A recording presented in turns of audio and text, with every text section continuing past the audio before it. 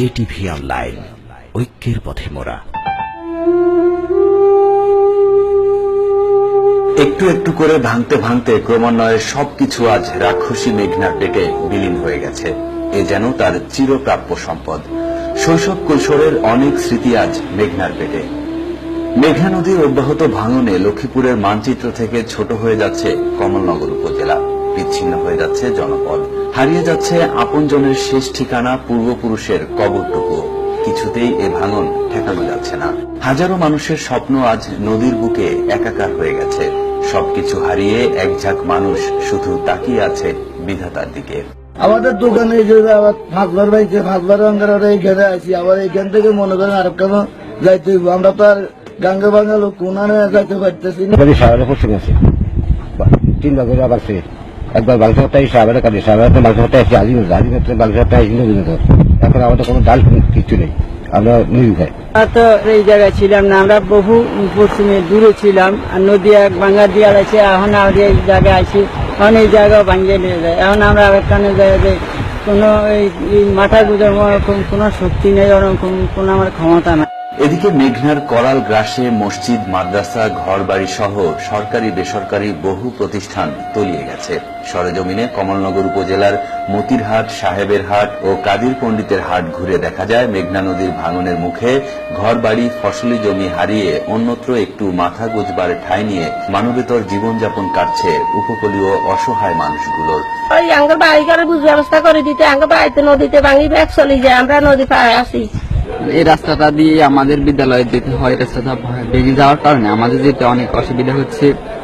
এবং কি আমাদের এই পাশে নদী ভাঙার পাশে আমাদের বিদ্যালয়টা, এই বিদ্যালয়টা ভেঙে গেলে আমাদের শিক্ষাটা অনেক ঝুঁকিপূর্ণ হয়ে পড়বে। তাই আমাদের প্রধানমন্ত্রীর কাছে আকুল আবেদন, আমাদের এই নদী ভাঙার বিরুদ্ধে কিছু গুরুত্বপূর্ণ কাজের বরাদ্দ করা হোক। ইতিমধ্যে কমলনগর উপজেলার কাদির পণ্ডিতের হাট, চর জগবন্ধু জামে মসজিদটি নদীর ভাঙনে নিশ্চিহ্ন হয়ে গেছে। অপরদিকে পাশে থাকা চর জগবন্ধু ইসলামিয়া সিনিয়র কামিল মাদ্রাসাটি যে কোনো সময় নদীর গর্ভে বিলীন হয়ে যাবে।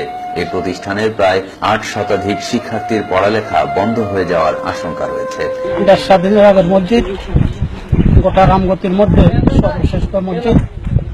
দূর দূরান্ত থেকে অনেক মুসল্লি আসে এখানে নামাজ পড়ে।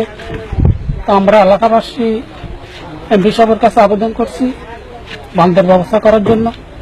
উনি কথা দিয়েছেন কিন্তু রক্ষা করতে পারেননি। লাস্ট পর্যায়ে মসজিদটা বিনাশ হয়ে গেছে। এটি অনেক পুরাতন প্রতিষ্ঠান, এখানে একসময় অনেক অসংখ্য ছাত্রছাত্রী অধ্যয়ন করত। বর্তমানে নদী ভাঙার কারণে এই প্রতিষ্ঠানটি ছাত্রশূন্য হয়ে পড়েছে। ইতিপূর্বে পাশে একটি প্রসিদ্ধ মসজিদ, সেটা নদীগর্ভে বিলীন হয়ে গিয়েছে। অচিরেই মাদ্রাসাটি বিলীন হয়ে যাবে আশা করি। অন্যদিকে সরকার নদীতে সকল জাতের মাছ ধরার উপর নিষেধাজ্ঞা জারি করেছে। তাই নদীর পাড়ে মাছ ধরার ট্রলার মেরামত করার কাজে ব্যস্ত সময় পার করছেন এখানকার জেলেরা। নদীর পাড়ে গিয়ে দেখা যায় কুল থেকে অদূরে নদীর বুকে ভাসমান একটি সেতু যেন কালের সাক্ষী হয়ে দাঁড়িয়ে রয়েছে। একসময় সেতুটির দুই পাশে চলাচলের রাস্তা ছিল, আজ সেতুটি ঠিক দাঁড়িয়ে আছে, কিন্তু নেই সেই চলাচলের রাস্তাটি। নদী ভাঙে যেতে আছে, এখন মানুষ যাইবে কোথায়, কি না কি এখন চিন্তা এই ব্যাপার আছে। একটা মসজিদ কাইনজানে মসজিদ ভাঙি 10 হয়ে গেছে, এখন করার তো কিছু নেই, যে অবস্থা নদী ভাঙতে আছে। লক্ষ্মীপুর পানি উন্নয়ন বোর্ডের নির্বাহী প্রকৌশলী মোহাম্মদ গাজী ইয়ার আলী জানিয়েছেন, কমলনগরের 1 কিলোমিটার বাঁধ নির্মাণের জন্য 48 কোটি টাকার একটি প্রকল্পের চুক্তি হয়েছে। শীঘ্রই এই প্রকল্পের কাজ শুরু করা হবে। গত জুন মাসে তাদের সাথে আমাদের চুক্তি হয়েছে, চুক্তি 48 কোটি টাকা, এই 1 কিলোমিটার বন্যা নিয়ন্ত্রণ বাঁধ সহ প্রতিরক্ষামূলক কাজ। তারা অতি সত্তরই কাজ শুরু করবে, পুনরায় আবার 28 তারিখে কাজ শুরু করবে এবং এই বছরই এই কাজ 1 কিলোমিটার কাজ সমাপ্তির জন্য নির্ধারিত রয়েছে। এবং এর পাশে উজান এবং মাটিতে আরো 7 কিলোমিটার বন্যা নিয়ন্ত্রণ বাঁধ সহ প্রতিরক্ষামূলক কাজের জন্য আমরা ইতিমধ্যেই ডেল্টা প্ল্যানের আওতায় প্রকল্প প্রস্তাবনা দিয়েছি। জরুরি ভিত্তিতে নদী ভাঙন রোধে সরকার প্রয়োজনীয় পদক্ষেপ নেবেন, এমনটাই প্রত্যাশা কমলনগরের 2 লক্ষাধিক মানুষের। লক্ষ্মীপুরের কমলনগর উপজেলার সাবেরহাট, মতিরহাট, কাদিরপুরের এলাকায় আজ ক্রমান্বয়ে মেঘনার বুকে বিলীন হয়ে যাচ্ছে।